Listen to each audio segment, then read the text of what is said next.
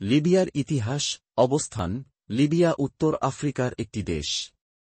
এর উত্তরে ভূমধ্যসাগর, পূর্বে মিশর, দক্ষিণ-পূর্বে সুদান, দক্ষিণে চাদ এবং নাইজার, এবং পশ্চিমে আলজেরিয়া এবং তিউনিসিয়া অবস্থিত।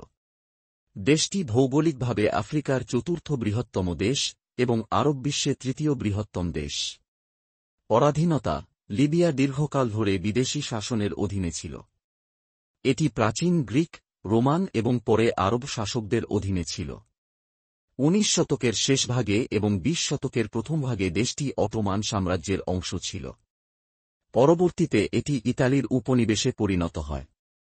স্বাধীনতা প্রাপ্তি ও প্রেক্ষাপট। 20 শতকের 40-এর দশকের মাঝামাঝি সময়ে দ্বিতীয় বিশ্বযুদ্ধের পর লিবিয়া জাতিসংঘের তত্ত্বাবধানে একটি স্বাধীন রাষ্ট্র হিসেবে প্রতিষ্ঠার পথে অগ্রসর হয়।